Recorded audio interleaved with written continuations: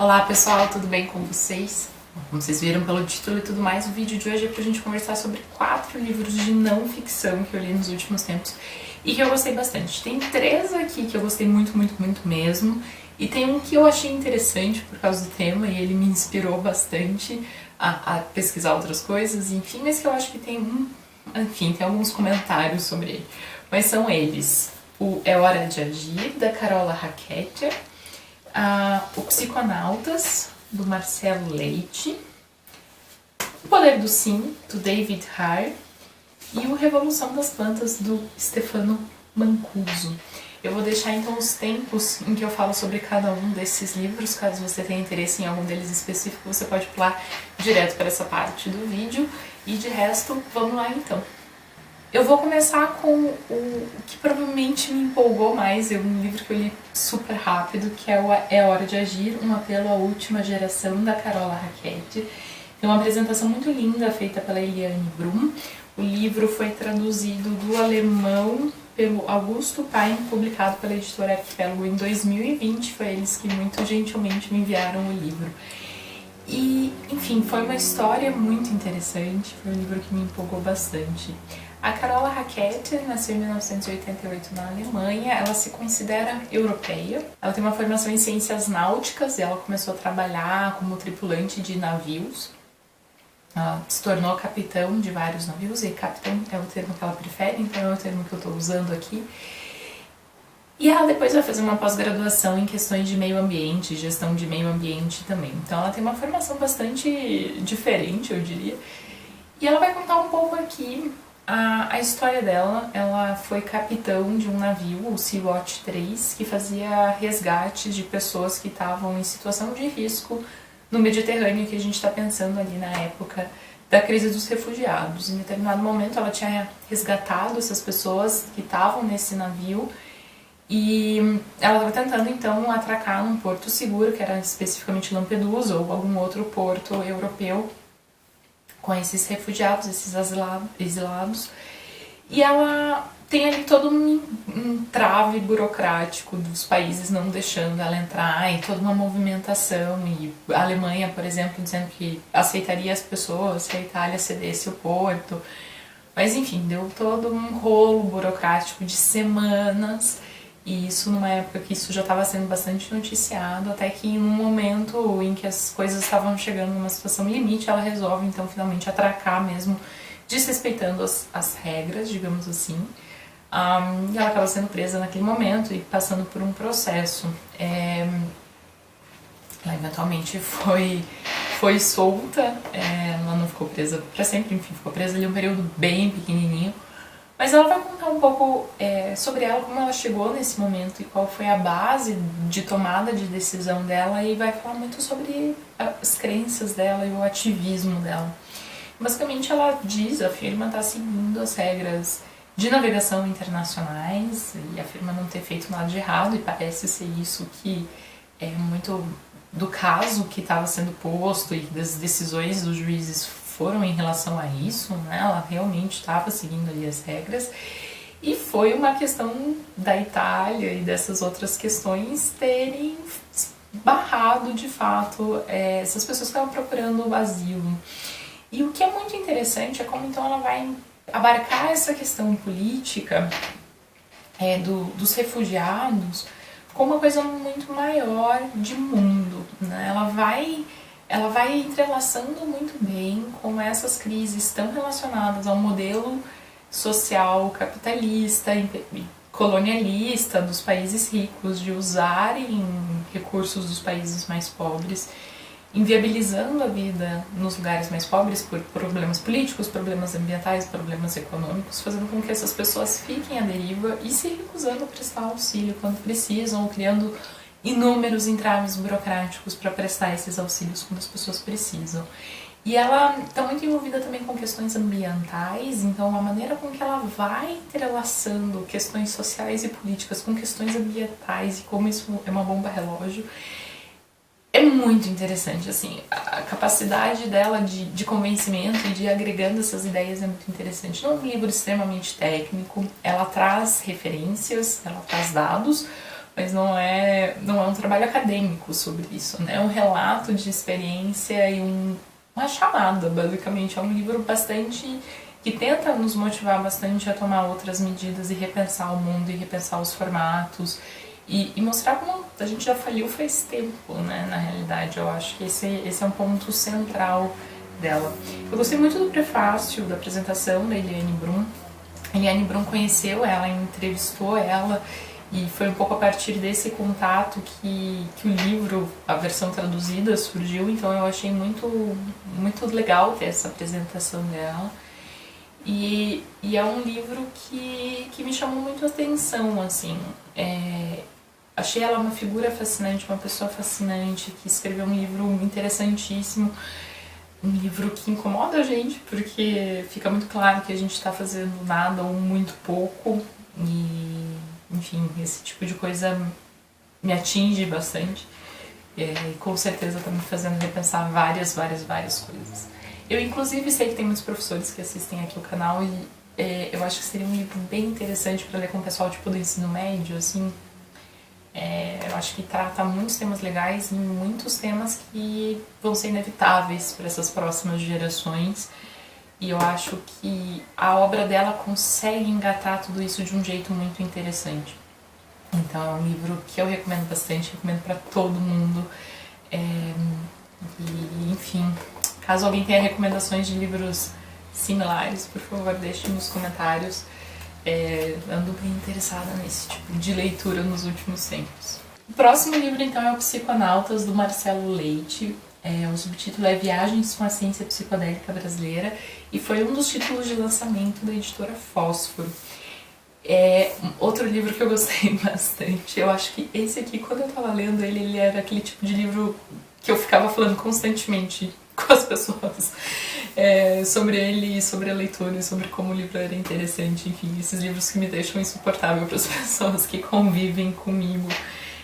Quem tá aqui no canal faz tempo sabe que eu fiz todos os meus conhecidos lerem Argonautas, da Meg Nelson, e eu acho que esse aqui vai numa onda parecida. O Marcelo Leite, então, é um jornalista brasileiro. Ele é colunista da Folha de São Paulo, de Ciência e Meio Ambiente. E ele vai fazer aqui uma pesquisa muito interessante sobre a pesquisa brasileira sobre o uso de substâncias psicodélicas, não recreativamente, não nesse sentido, mas como essas substâncias, por serem recreativas / psicodélicas, foram estigmatizadas por muito tempo e impediram com que a ciência, com que as pessoas vissem que elas têm muitas capacidades médicas. E aqui a gente vai ter exemplos de ayahuasca sendo usada para depressão, ou outras substâncias sendo usadas para tratamento de dependentes químicos, e enfim, por aí vai. Como essas substâncias podem ter um impacto na saúde das pessoas de fato e serem mais do que apenas drogas psicodélicas recreativas. O livro começa de um jeito muito interessante, narrando a pesquisa sobre a ayahuasca, os pesquisadores envolvidos e os sujeitos, né, as pessoas sendo pesquisadas e fazendo os usos disso.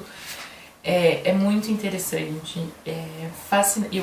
Esse começo, principalmente, eu achei que o Marcelo Leite consegue colocar a gente nesse mundo de um jeito muito interessante, muito aberto, muito cuidadoso, com narrar o fazer científico, que para um público fora da ciência é um caminho bastante cheio de etapas e poréns e cuidados e ressalvas.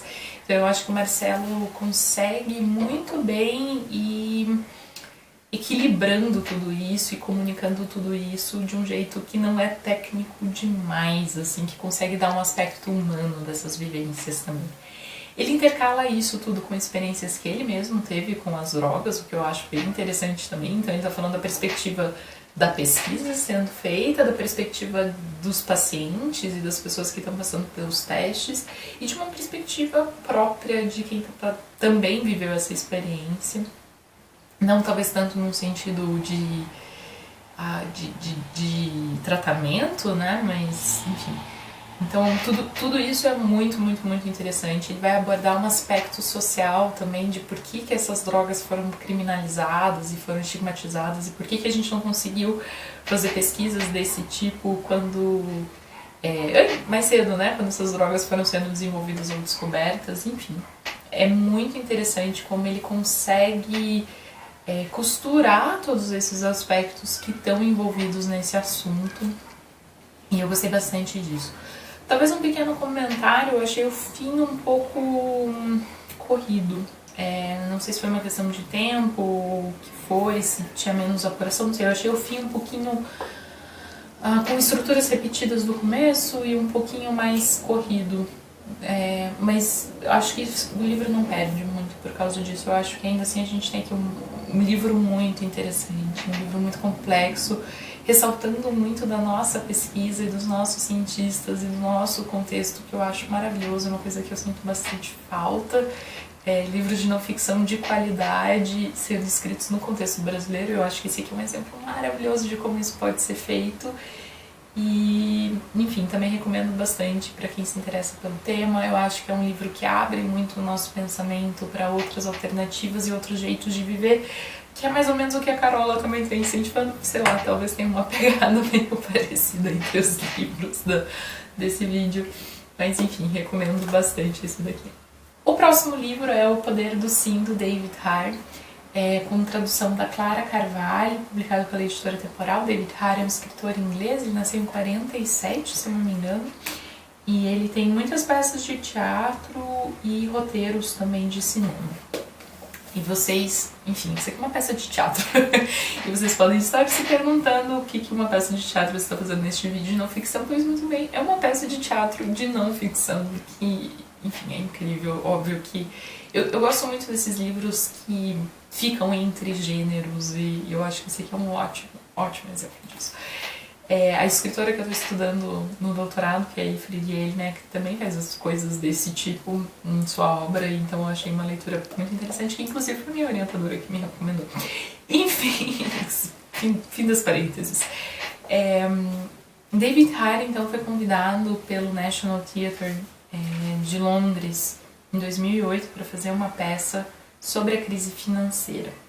A gente tem aqui um texto introdutório muito interessante que explica um pouco pra gente essa questão do gênero do teatro. O texto é da Anastek Kamati, O Retorno da Dramaturgia Verbal, o Teatro Verbatim, de David Harr. Ela vai usar esse termo, teatro verbatim, para descrever peças que trazem depoimentos a respeito, estou lendo aqui um trecho, trazer depoimentos a respeito de um determinado tema ou evento para a cena, ou seja, as palavras exatas proferidas por pessoas reais gravadas em áudios.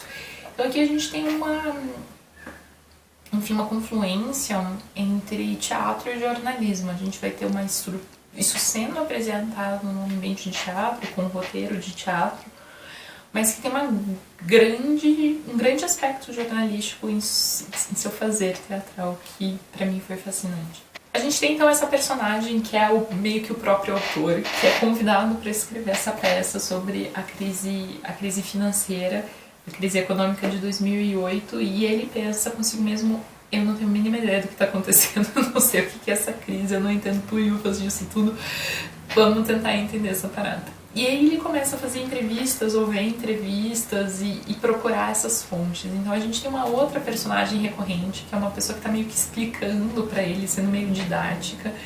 E a gente vai ter essas várias reproduções, essas várias citações de falas das pessoas envolvidas na crise. Então a gente até tem no final aqui um glossário de termos, personalidades e instituições financeiras, para a gente se entender um pouquinho na narrativa. Mas ele é um livro muito interessante, porque a gente entra nessa posição do autor de não consigo entender o que está acontecendo, alguém me explica, por favor, navegando nesse mundo, tentando entender todos esses discursos e todas essas forças e todas essas fontes e por aí vai. Então ele é um livro bem interessante para quem quer saber que diabos foi essa crise, por que isso teve tanto impacto. E, enfim, não talvez sinta tanta familiaridade com um discurso mais econômico. Eu acho que é um caminho muito interessante, porque a gente está acompanhando uma personagem que está fazendo justamente isso. E ele acaba sendo também um livro bastante interessante, porque enquanto essa pessoa está tentando entender o que está acontecendo, ela também está criticando certas posturas e evidenciando muito como esse modelo de fato está falido. E, enfim, estamos percebendo uma temática, né, entre os livros. Como não faz sentido que a gente tenha dado tanto poder para certas pessoas / instituições que tenham feito o que elas fizeram, que foi, enfim, meleca atrás de meleca, para usar palavras amigáveis no YouTube. E, enfim, a gente continua dando poder para essas mesmas pessoas e para essas mesmas instituições, e todo mundo saiu impune dessa bagunça toda que foi causada no mundo. Então é muito interessante como, ao mesmo tempo que ele é um livro... Ele tem um aspecto didático, mas eu não acho que chega a ser chato, eu acho que é um didático bastante bem-vindo e necessário. Ele também tem um aspecto crítico, né? Ele consegue atrelar essas duas coisas e... Enfim, é um livro que eu gostei bastante de conhecer, eu acho que é um livro bastante importante, enfim, ficaria bem interessada em ver peças desse formato, eu acho que não lembro de ter visto nada nesse estilo e fiquei muito curiosa para saber mais sobre isso. Eu tenho gostado muito de tudo que eu li do Temporal até agora, então caso você não conheça essa editora, eu recomendo bastante vocês darem uma olhada porque o catálogo tá bem interessante. E o último livro então desse vídeo é o Revolução das Plantas, do Stefano Mancuso. Esse livro aqui foi publicado pela editora Ubu em 2019, com tradução da Regina Silva. O Stefano Mancuso é um escritor italiano, um botânico italiano, um cientista italiano, que escreveu esse livro de divulgação científica falando sobre as pesquisas mais recentes na área da botânica e como isso está nos mostrando saídas e caminhos e aspectos interessantes que a gente não tinha pensado. Uma coisa que ele comenta é que por muito tempo a gente achou que já tinha entendido esse mundo da botânica, que era tudo muito simples, a gente já tinha dado essa pesquisa talvez meio que como encerrada. Isso nunca é hegemônico, né? Eu acho que ele está falando aqui de grandes movimentos. É claro que a gente vai encontrar vários exemplos de pessoas que sabiam que esse assunto não estava encerrado, mas enfim. Nos últimos anos, porém, isso está tendo uma retomada e a gente está percebendo que a gente não sabia tanto quanto a gente achava que a gente sabia e que tem muitas outras coisas novas e interessantes acontecendo que ninguém tinha percebido até então. E ele vai, então, levantar um pouco dessas coisas e como a gente pode aprender novas coisas e talvez encontrar soluções para os nossos problemas a partir desses ensinamentos. Então ele tem 9 capítulos sobre 9 características diferentes de plantas, como foi a pesquisa para se chegar nessa, entender, ou às vezes ainda a gente não entendeu completamente, mas como foi esse caminho. E o que isso pode nos ajudar, que tipo de tecnologia a gente pode desenvolver a partir disso, ou que tipo de problema a gente pode solucionar a partir disso. Eu acho que ele é um livro muito interessante, muito informativo. Eu fiquei muito empolgada com tudo que eu fui lendo e aprendendo nesse livro. O que eu senti um pouco de falta, talvez o que me incomodou um pouco nesse livro, é que pra mim falta uma narrativa ali, assim, uma coisa que junte tudo isso, que dê um passinho para trás e talvez explique essa narrativa maior por trás de tudo isso para quem nunca leu nada sobre esse tipo de coisa antes, assim, que é o meu caso. Talvez isso não seja um problema para pessoas que sejam dessa área ou que sejam mais familiarizadas com esse tema, mas para mim ficou faltando um pouquinho de uma base, digamos assim. Parece, a gente lê ele mais como 9 textos avulsos do que um livro coeso nesse sentido. Não que não tenha, mas enfim. Ele é um pouquinho mais técnico, talvez, do que outros livros, talvez justamente por ele ser o botânico, né, e estar apresentando isso, não um jornalista ou algo assim, ele talvez chegue um pouquinho mais em partes técnicas, o que para mim não foi um problema. E outra coisa que talvez tenha me incomodado um pouco nesse livro foi não ter figuras. Ele fala sobre muitas plantas e muitos sistemas e muitas coisas que são novas, eu acho que para quem não é da área são bastante novas. E eu acho que é um livro que teria muito bem fotos ou ilustrações lindas, né? Essas ilustrações botânicas e tal. Eu acho que é um livro que se aproveitaria muito disso Porque o que acontece, né? A gente pode procurar no Google, obviamente, é bastante simples, mas no momento que a gente procura no Google, a gente saiu do livro e foi pra internet, e eu não acho essa uma boa ideia, assim.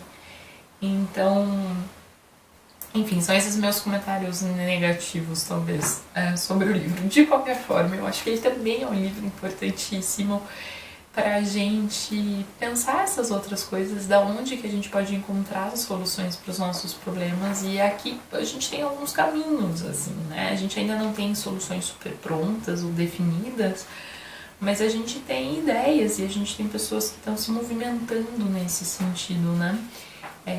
Então é um livro muito interessante nesse aspecto e, de novo, assim, um livro que nos apresenta coisas novas, assim. É isso. Também recomendo, tenho minhas ressalvas com ele, é um livro que me empolga um pouco menos do que os outros livros que eu falei nesse vídeo, mas ainda assim acho que é um livro importante, é um autor que eu leria outros livros também, enfim, então continua sendo uma indicação interessante. Bom, pessoal, é isso. Caso já tenham lido alguma dessas coisas, me avisem o que vocês acharam nos comentários. Me avisem também se vocês têm alguma indicação aí de não ficção pra me dar. Eu sempre gosto de ler esse tipo de coisa, então, por favor, deixem as ideias de vocês nos comentários. Obrigada por terem assistido, obrigada pela companhia e até o próximo vídeo. Tchau, tchau.